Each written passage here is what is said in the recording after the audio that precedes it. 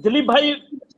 ये जो कथा संदीप भाई कहले कि ये गोटे प्रकार डैमेज कंट्रोल स्टेटमेंट थिला प्रथमे बिल्कुल यहाँ को नेले नहीं यार आवश्यकता नहीं किंतु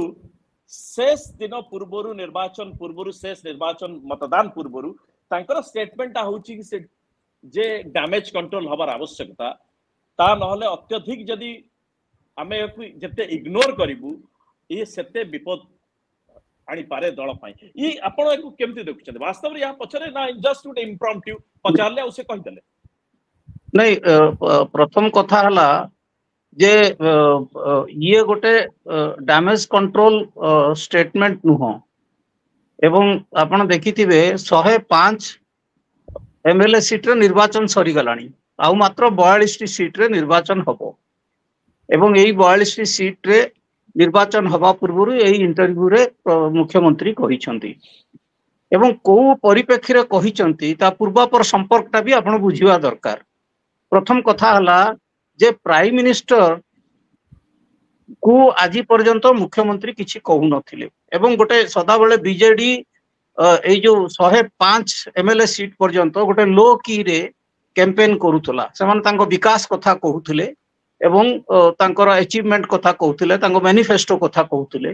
अन्य पक्षरे बीजेडी तांको बारंबार आक्रमण करथला तांकर जो माने कैंपेनर अछंती आउटसाइडर कैंपेनर जो माने आसीथिले बाहर सेंटर रु विभिन्न मुख्यमंत्री सब आसीकरी से बारंबार अटैक करूथिले मुख्यमंत्री को एवं तांकर स्टार कैंपेनर वीके पांड्यान को अटैक करूथिले एवं मुख्य प्रधानमंत्री भी केतेगुडा सभा रे कहिथिले किंतु ए जो लास्ट फेज पूर्वरु आपन को मने थिबो जेतबेले मयूरभंज रे प्रधानमंत्री कहिले एवं ता पूर्वरु गोटे इंटर गोटे सो मोटो गोटे स्टेटमेंट देकी कहिले जे मुख्यमंत्री को विरुद्ध रे जे मु मुख्यमंत्री को आउ मोर सांग बोली भाबु नाही ओडिशार विकास पई मते छाडियो पड़िबो बोली कि जो कहिले एवं परवर्ती काल रे कहिले जे मुख्यमंत्री को स्वास्थ्य खराब अछि ए सब विषय जेतले उठेले सेतेबेले ए सब क्लारिफिकेशन रो आवश्यक पड़िला जेहेतु आपण कहउचंती जे तांको देह खराब अछि तांको कोडे के कब्जा करिक रखिछि तो तारी रिप्लाई रे मुख्यमंत्री ए सब कथा कहिचंती जे मु कब्जा रे नाही मु कैबिनेट मीटिंग रे मु निजे प्रिजाइड करूछि एवं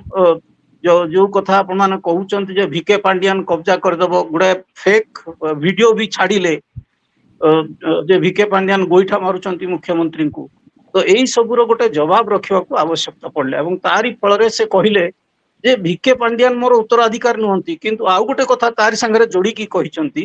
जे ओडिसा लोक मोर उत्तराधिकारी स्थिर करिवे एवं जो कथा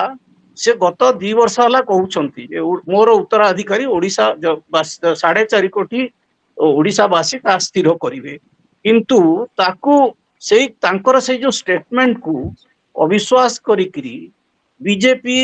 विशेष करी से माने गोटे गोटे मालाइन कैंपेन चलेले जे नाही एठी पांड्यान हेई जिवे मुख्यमंत्री पांड्यान चलेबे देश तेणु करी आपण जो वोट देबे से पांड्यान को वोट हबो मुख्यमंत्री को नाही किंतु मुख्यमंत्री